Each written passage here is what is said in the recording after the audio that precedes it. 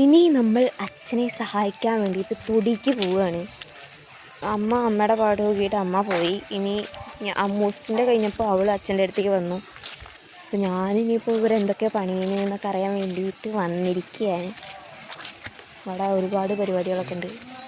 നമ്മുടെ അച്ഛൻ കൊള്ളിയൊക്കെ പറിച്ച് വെച്ചിട്ടുണ്ട്. കൊള്ളി കണ്ടോ, കൊള്ളിയൊക്കെ പറിച്ച് വെച്ചായിരുന്നു.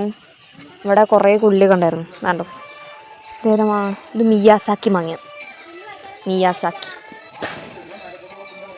എന്ന് വെച്ച് കഴിഞ്ഞാൽ അതിൽ കായ, അതായത് മാങ്ങയൊക്കെ ഉണ്ടാകുന്ന എനിക്ക് തുടങ്ങി കഴിഞ്ഞാൽ 1 കിലോയ്ക്ക് കിട്ടിക്കഴിഞ്ഞാൽ ഞങ്ങൾ പിന്നെ കൂടി പിടിക്കാണ്. റിച്ചാണ് ഞങ്ങൾ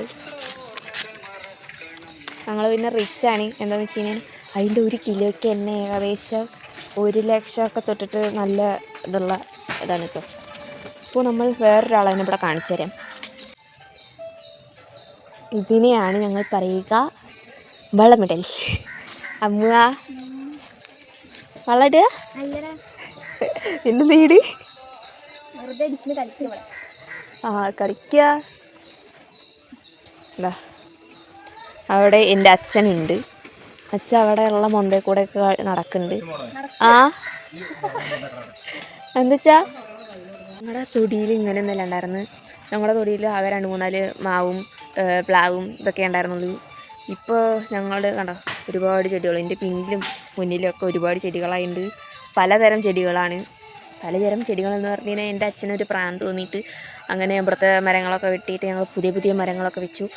മരങ്ങൾ വെച്ചു എന്ന് പറഞ്ഞു കഴിഞ്ഞാൽ കുറേ കവുങ്ങ് വെച്ചിട്ടുണ്ട്. 100-150 കവുങ്ങൊക്കെ വെച്ചിട്ടുണ്ട്. പിന്നെ അതിൻ്റെ ഇടയിൽ കുറേ ഫ്രൂട്ട്സും ഞാൻ കേൾക്കാത്തതും കഴിക്കാത്തതുമായിട്ടുള്ള പലതരത്തിലുള്ള ഫ്രൂട്ട്സ് നമ്മൾ വെച്ചിട്ടുണ്ട്.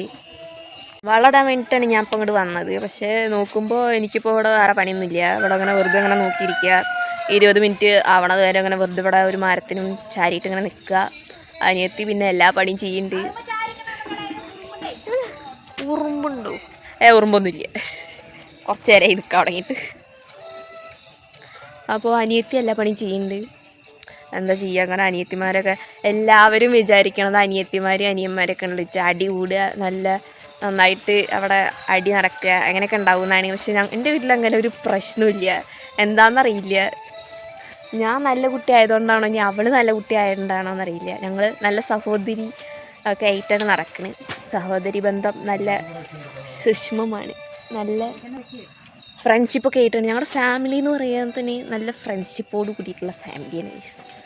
നല്ല ഫ്രണ്ട്ഷിപ്പ് എന്ന് പറഞ്ഞു കഴിഞ്ഞാൽ എന്താണെങ്കിലും തുറന്ന് പറയാം. ഫാമിലിയെ പറ്റിയിട്ട് അടുത്ത പാർട്ടിൽ പറയാം. അപ്പോൾ നമ്മുടെ വീഡിയോ ഇഷ്ടപ്പെട്ട് കഴിഞ്ഞാൽ ലൈക്ക് ചെയ്യുക, കമൻറ്റ് ചെയ്യുക, സബ്സ്ക്രൈബ് ചെയ്യുക.